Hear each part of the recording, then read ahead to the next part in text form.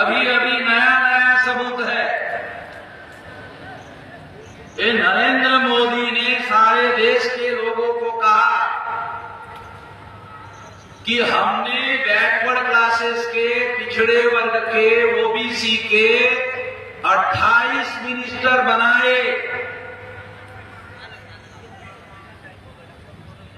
12 schedule caste के minister बनाए, 8 schedule tribe के मिनिस्टर बनाए। कौन से विरोधी पार्टी के लोगों ने ये काम किया था? कांग्रेस है। कांग्रेस मेन अपोजिशन पार्टी है। इस तरह की तो बात कांग्रेस करती ही नहीं। तो फिर एससी एसटी ओबीसी की बात डेली डेली डेली कौन करता है? वामन मेश्राम के अलावा शेड्यूल कास्ट की, शेड्यूल ट्राइब की, ओबीसी की डेली डेली डेली मेरे अलावा कौन बात करता है? मैं ही करता हूं। और अगर मैं ही एससी एसटी ओबीसी की बात करता हूं तो मैं ये कह सकता हूं कि मैं जो जागरण सारे देश भर में एससी एसटी ओबीसी के अंदर कर रहा हूं, उसको काउंटर करने के लिए तो आरएसएस के सहमति से 28 मिनिस्टर ओबीसी के बनाए, 12 शेड्यूल कास्ट के बनाए, 8 शेड्यूल ट्राइब के बनाए। वो 28, 12 और 8 जो एससी एसटी ओबीसी के लोग हैं, उनको समझ में नहीं आएगा कि ये वामन मेश्राम की वजह से तुम लोगों को बख्शिश मिला। उनको समझ में नहीं आएगा। उनसे विरोधी पार्टी ने ये डिमांड किया था। कोई मेन अपोजिशन पार्टी ने एससी एसटी ओबीसी की बात तो की नहीं। मेरे अलावा एससी एसटी ओबीसी की बात तो मैं ही करता हूं। मेरे अलावा तो कोई करता ही नहीं है। अगर मेरे अलावा कोई करता नहीं है तो ये जो इतने लोगों को मिनिस्टरों का पद मिल गया है, वो मेरी ही बदौलत है। काशीराम जी कहा करते थे, जब ईमानदार लोगों का, जीनियस लोगों का आंदोलन ज्यादा बढ़ता है तो दलालों की और बड़ों की मांग ज्यादा बढ़ती है।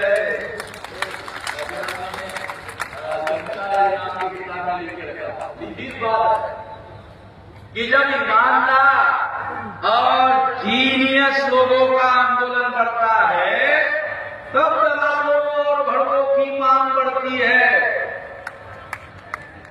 और उन दलालों को इसलिए मिनिस्टर बनाया जाता है ताकि वो समाज में जाकर हमें काउंटर करने का काम करे। तो आपको याद दिलाना चाहता हूं कि जब इन लोगों को 28 मिनिस्टर बनाए, 12 शेड्यूल कास्ट बनाए, 8 शेड्यूल ट्राइब बनाए, तो नरेंद्र मोदी ने उनको क्या कहा? क्या कहा उनको, मिनिस्टरों को? दलाल बड़ुए। दिल्ली में आपका कोई काम नहीं। जन आशीर्वाद लेने के लिए लोगों में जाओ।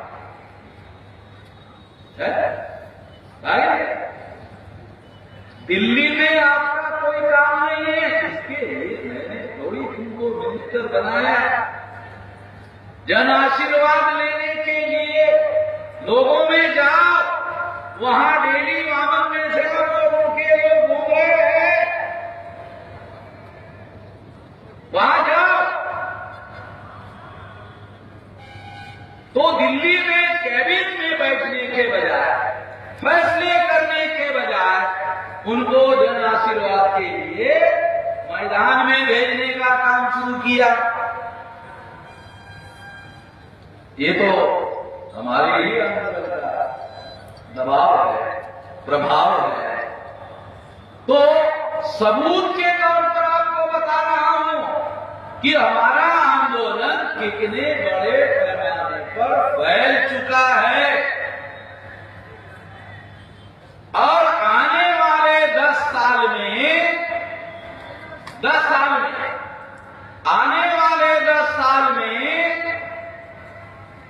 केंद्र में हमारे समर्थन के बगैर कोई भी सरकार नहीं बना पाएगा। और ये लिख लो, 10 साल में तो 20 बार भारत को बदल देंगे और भारत का कोई SC ST OBC माइनॉरिटी का आदमी जो जिंदा है, मरे हुए के बारे में तो बोल नहीं सकता, जो जिंदा है हर आदमी को पता चलेगा कि हम उस SC ST OBC माइनॉरिटी की लड़ाई लड़ रहे हैं। किसी व्यक्ति को मालूम होगा कि हम उसकी लड़ाई लड़ रहे हैं, वो व्यक्ति हमारे से जुड़ेगा, क्योंकि उसको मालूम होगा हम उसकी लड़ाई लड़ रहे हैं। जब वो हमसे जुड़ेगा तो इस देश में पहले नंबर के जन समर्थन की ताकत हमारी होगी। हम लोकतंत्र और संविधान पर यकीन करते हैं।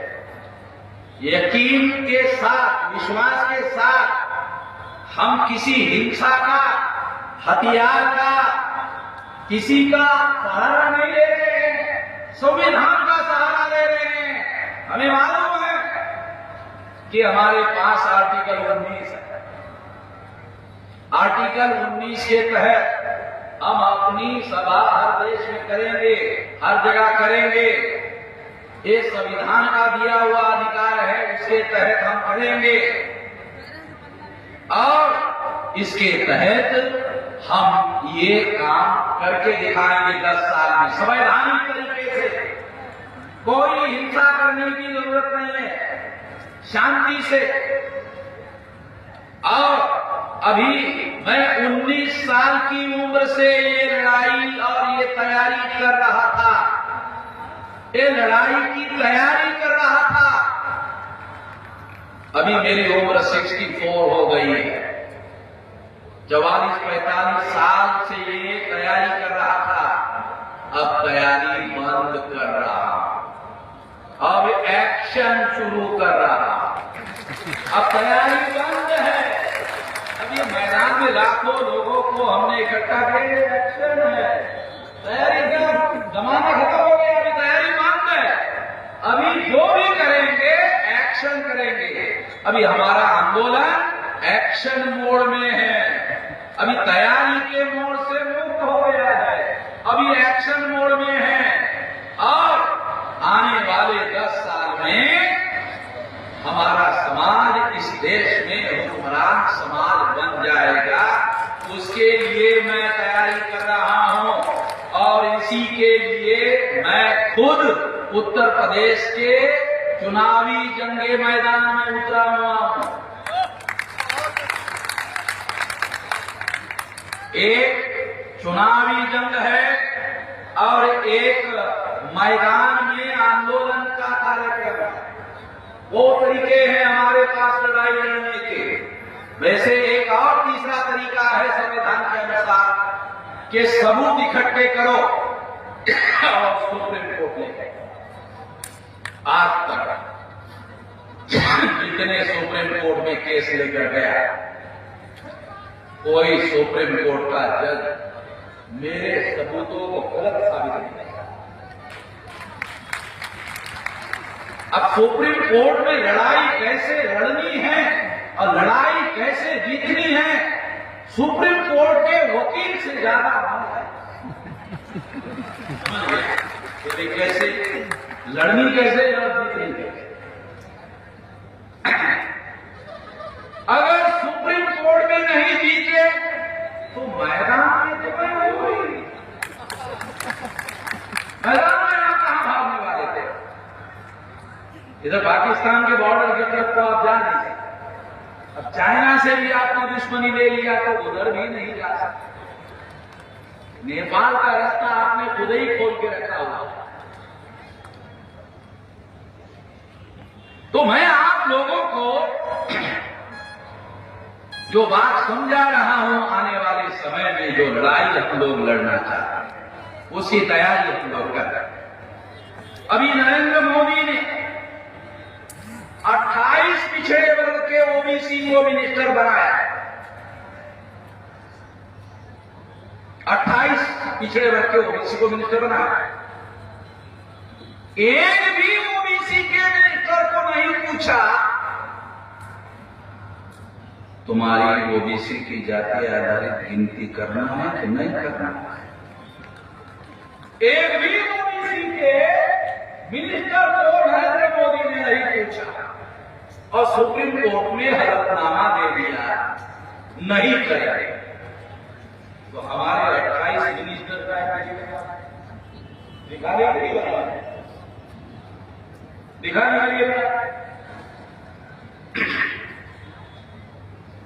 धर्मेंद्र प्रधान जो यूपी का प्रभारी बनाया गया है उसको एजुकेशन मिनिस्टर बनाया। एजुकेशन मिनिस्ट्री में नीट का फैसला था। फैसला आरएसएस के बीजेपी के लोगों ने कर दिया विरोध में। उसको पता नहीं, उसको पता ही नहीं है।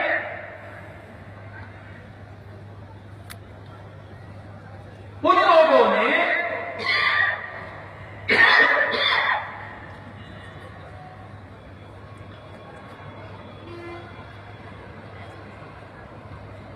हमने सारे देश भर में हंगामा कर दिया। सारे देश भर में जब सारे देश भर में नीट के मुद्दे पर हंगामा कर दिया तो मैसेज गया दिल्ली में, ये तो सारे ओबीसी के लोग विरोध में जा रहा है। ओबीसी के लोग अगर बीजेपी के विरोध में गए तो फिर तो ना उत्तर प्रदेश चुनाव जीत सकते हैं, सेंट्रल में चुनाव जीत सकते हैं। तो बीजेपी के लोगों ने सोचा भी क्या करें। अगर मान लेते हैं तो वामन मेश्राम सारे देश भर में बताएगा देखो हमारे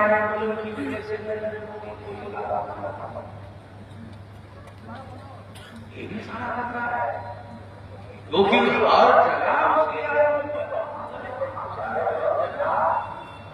आदमी और बोलने में तो हमारे मिनिस्टर उनके सामने कुछ नहीं बोल सकते, टिक नहीं सकते। क्या करें? नहीं तो सारा श्रेय को चला जाएगा। तो प्लान बनाया कि जो एजुकेशन मिनिस्टर है जिसके पास निर्णय करने का काम है उसके नेतृत्व में एक डेलीगेशन बनाया जाएगा और वो डेलीगेशन प्रधानमंत्री को ज्ञापन देगा। वो ज्ञापन का फोटो निकाला जाएगा, वो फोटो सारे देश के अखबारों में छापा जाएगा, टीवी में दिखाया जाएगा और फिर नरेंद्र मोदी नीट पर फैसला करेगा और फिर मंत्री बयान देगा मोदी जी आपके हम आभारी हैं, आपने नीट के लिए फैसला कर दिया।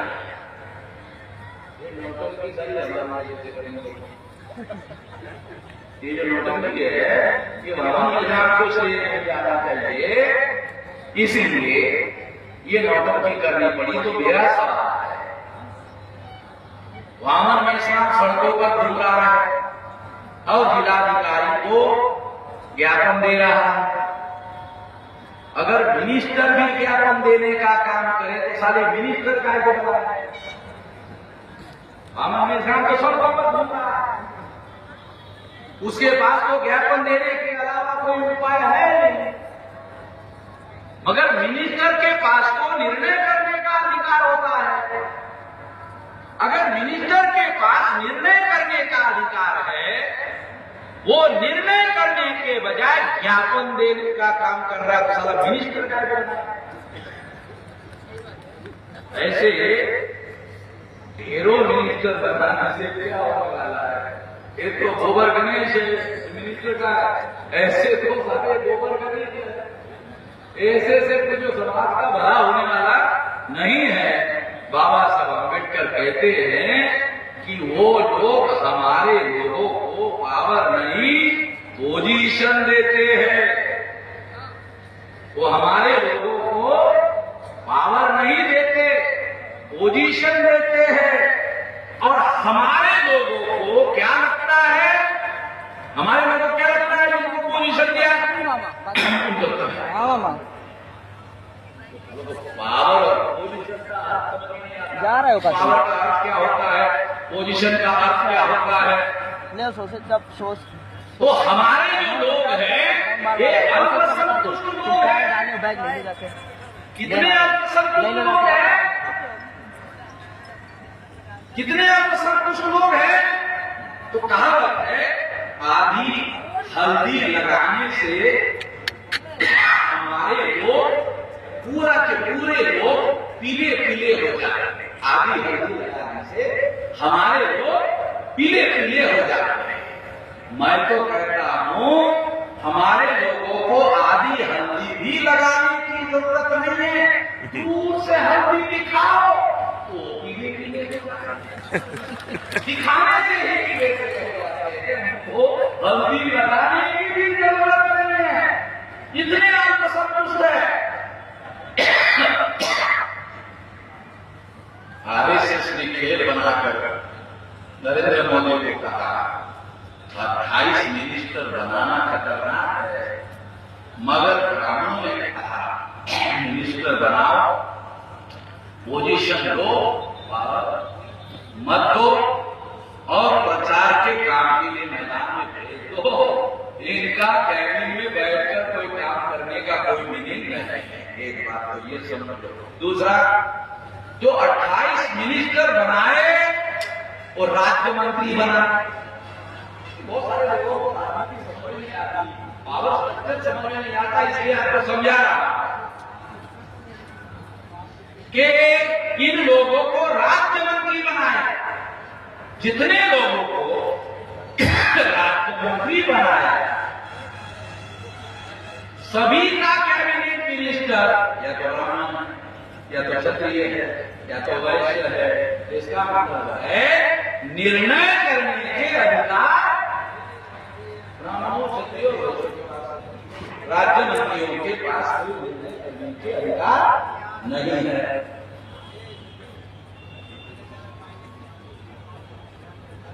ये इसलिए बता रहा हूं, उन्होंने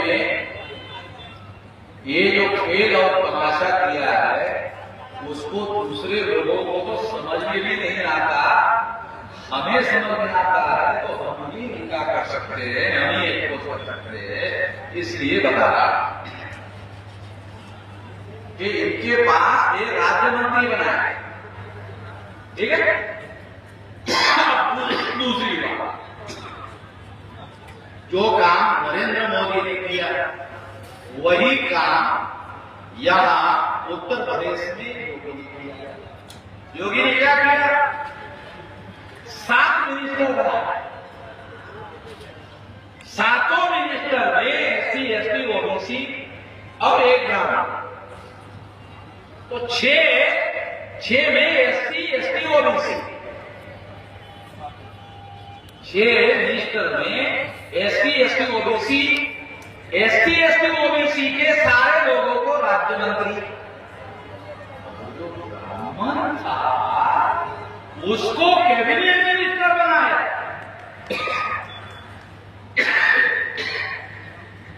मुझे लगता है किसी का भी ध्यान नहीं देगा, किसी का भी ध्यान नहीं देगा कि 7 मिनिस्टर बनाए, उसमें से एससी, एसटी, ओबीसी के सभी को राज्य मंत्री बनाया, एक ब्राह्मण को मंत्री बनाया, उसी को कैबिनेट मिनिस्टर। कैबिनेट मिनिस्टर के पास राज्य मंत्रियों के पास पावर नहीं होता। मगर हमारे लोग अल्पसंतुष्ट हैं, तो उनको मालूम है कि इनको इतना ही देना बहुत हो गया। उसके साथ साथ एक और नई बात, चौंकाने वाली बात, बहुत महत्वपूर्ण बात, डॉक्टर संजय निषाद, उनका किस्सा बताया। उन्होंने कहा कि मुझे डिप्टी सीएम बना,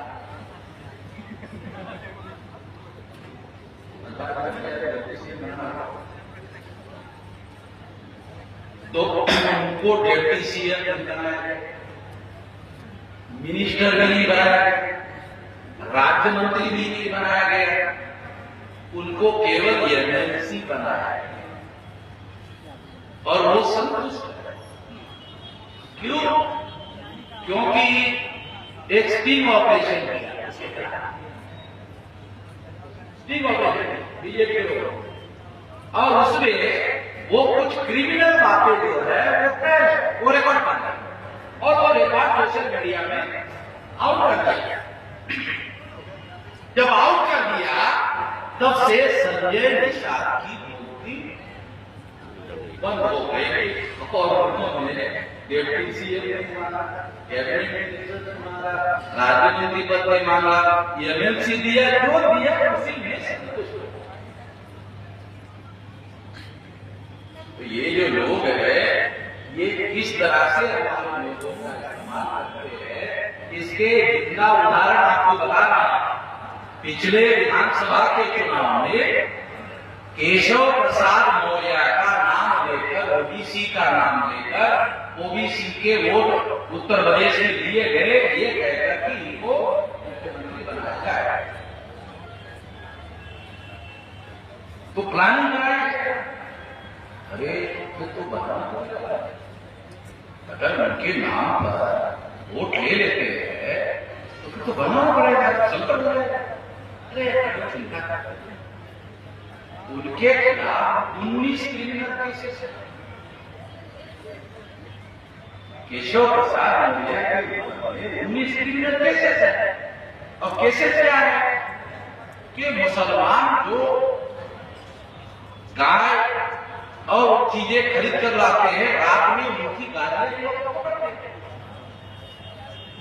ऐसा कैसे?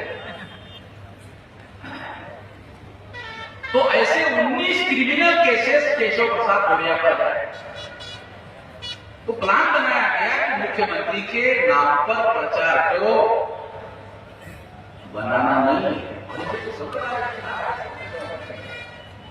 कुछ नहीं। कैसे?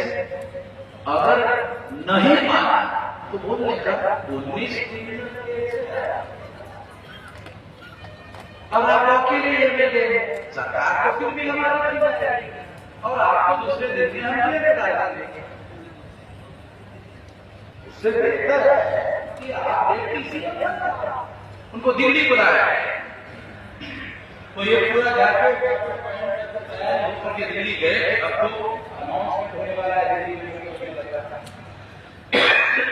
उनको बुलाया और हाईकमान ने उनको कहा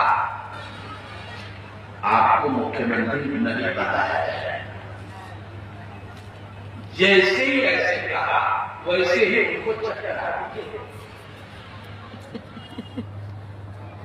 गए, गिर गए। उनको एम्स में एडमिट किया गया। खबर आ गई कि भाई अभी क्या लो ब्लड प्रेशर हो गया, इस वजह से इनको एडमिट किया गया। अरे जब मुख्यमंत्री बनाने का वादा था और जब वादा पूरा नहीं किया जाएगा तो ब्लड प्रेशर लो नहीं होता, हाई होता है। ऐसे सिचुएशन में ब्लड प्रेशर डॉक्टर साहब यहाँ है, लो नहीं होता, हाई होता है। तो हाई होने की वजह से चक्कर आ गया था और गिर गया था, इसलिए एडमिट हो गया। मगर हाई हो गया। अगर ऐसी खबर छापते हैं तो यूपी के लोगों को पता चलेगा क्यों, तो बताना पड़ेगा। इसलिए बताया गया कि 2 हो गया, पहले से आया था, लोगों ने कहा कि इसी वजह से ऐसा हुआ था। और उनको कहा गया कि आपको डिप्टी सीएम बनाना है। अब दो गधों को मिलाकर भी एक घोड़ा नहीं बनाया जा सकता, दो डिप्टी सीएम को मिलाकर भी एक सीएम नहीं बन पा। और योगी को मालूम था कि इसका पत्ता काटकर मुख्यमंत्री बना, तो वो तब से दोनों बोलते ही नहीं थे, आपस में बोलते ही नहीं थे। आगे चुनाव, अब चुनाव में आरएसएस के सामने संकट खड़ा हो गया, बीजेपी के सामने संकट खड़ा हो गया कि योगी और केशव प्रसाद मौर्य आपस में बोलते रहे, कैंपेन कैसे चला रहे। तो योगी को कहा गया कि उसके बेटे का शादी है या बहू का या बेटी का, आप साड़ी लेकर गए, साड़ी लेकर गए और एक साड़ी में केशव प्रसाद मौर्य संतुष्ट, एक साड़ी में संतुष्ट, हाँ बयान किया गया। और इस तरह से हमारे तमाम सैकड़ों का उत्तर प्रदेश में इस्तेमाल। मैं ये बातें आज इसलिए आप लोगों को बता रहा हूं, ये सारे उत्तर प्रदेश के लोगों को मालूम हो जाए और सारे लोग जो है अपने अपने इलाके में ये जो बातें हैं, ये बातें लोगों को प्रचार करें। तो इनका जो सारा का सारा खेल है, सारा का सारा खेल चौपट हो जाएगा और आने वाले समय में 25-30 दल लोग है बैकवर्ड क्लासेस के, उन लोगों ने कहा आपके नेतृत्व में हम गठबंधन बनाने के लिए तैयार है। 25-30 दल के लोग कह रहे कि मेश्राम जी के नेतृत्व में 25-30 दल गठबंधन बनाने के लिए तैयार है, ऐसा उनका कहना है। और अगर ये गठबंधन बन गया तो हम इस गठबंधन को आधार बनाकर महागठबंधन बनाएंगे। यूपी में गठबंधन को आधार बनाएंगे और फिर महागठबंधन बनाएंगे। और जैसे ही महागठबंधन बनेगा तो बीजेपी वर्सेस महागठबंधन की ही लड़ाई यूपी में होगी। ये तय मान लीजिए। अगले चुनाव में आपको संदेश ये है कि सरकार बनाने के लिए तैयार रहिए। अभी से बोल रहा, क्योंकि मुझे आंख लगाकर ज्यादा दिखाई देता है, आंख खुली रखकर मुझे कम दिखाई देता है। तो आप लोग तैयारी करिए और पूरे तैयारी के साथ यहां से जाइए और तैयारी करिए। इतना ही इस मौके पर मैं संदेश दे रहा हूं।